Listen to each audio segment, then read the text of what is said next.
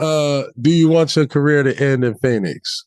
Man, I want my career to end on my terms. That's the only thing. Bingo. That's the only thing. It's going to be a whole new era of your team when I get to your team. You know what I'm saying? So, and that's a lot of work and change through the season. Like, I'm still of value. You know what I'm saying? Especially in my contract and just my production. That me just getting up and moving in the middle of the season, it's going to be a big blow to any team I'm going to. You know what I'm saying? So it's about a year ago, Kevin Durant made a very controversial statement. KD essentially questioned why he isn't in the GOAT debate, and he basically said it's because he did this. Now, of course, at that time, this broke the internet, and everybody went to flame KD's resume while simultaneously reminding him that, bro, you made the weakest move ever, and you haven't quite recovered since leaving Golden State. Fair or not, that's simply how KD's viewed, and the more his career continues to progress without him making any type of real significant playoff run post Golden State, the more it kind of proves that point.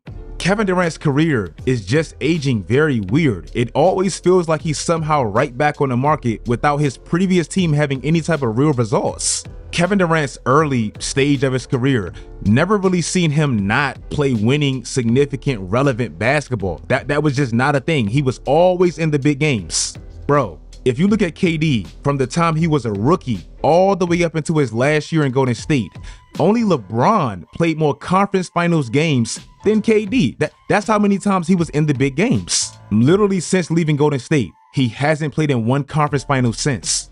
I don't even really want to beat this dead horse because I know it's not all Kevin Durant's fault, but obviously what makes this a little bit worse is Golden State's instant success post KD. The moment they got right back whole, they immediately won an NBA championship. And again, in this span, KD is yet to make one conference finals, and he's 2-4 in playoff series. I get it. This Phoenix team sucks ass. They have a new owner that seems quick to pull the dumbest triggers. Their team is very poorly constructed. They have some of the worst contracts in sports. They have a player that's on a no trade clause that feels like it should be illegal. I get it. But I just seen them lose to the Lakers, and a team with Bradley Beal, Devin Booker, and Kevin Durant feels extremely lifeless. Yo, question. Who has KD made better? Damn, we going there on a Thursday. Huh? What is Thursday. No, I'm asking because no, this is his team, right? So this is his team. So he's definitely. Is it his team though, or is it Booker's team? The knock on KD's career has always been that he's not really a leader, a natural born leader. This is something that he actually admitted at some point, and then he kind of tried to walk it back a little bit.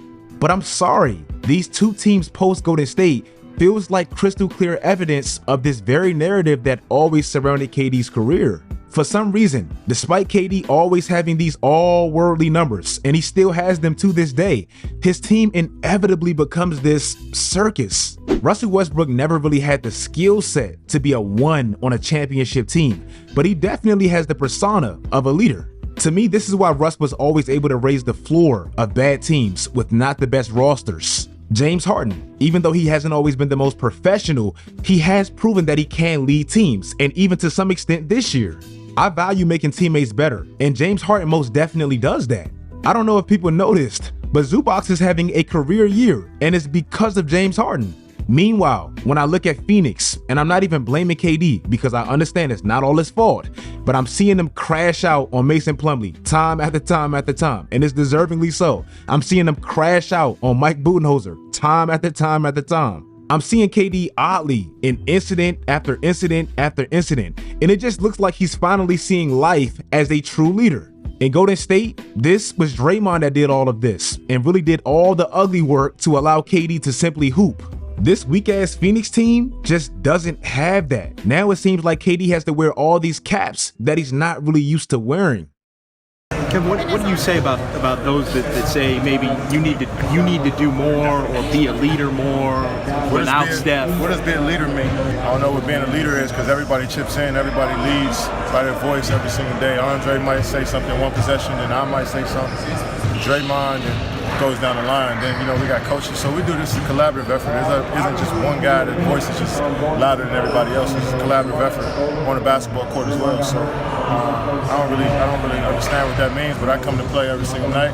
Regardless of how exactly you feel, this is just the facts. Look at this man's numbers this year. fantastic as they always are. In the history of the entire NBA, only 6 players have had these specific numbers and have finished under 500. This is the list, and this is where Kevin Durant is right now. If he continues to lose, he would now join this list. None of these players, and they're all great players, none of them are really considered to be winners. This season, these are the players that lead the league in scoring this year.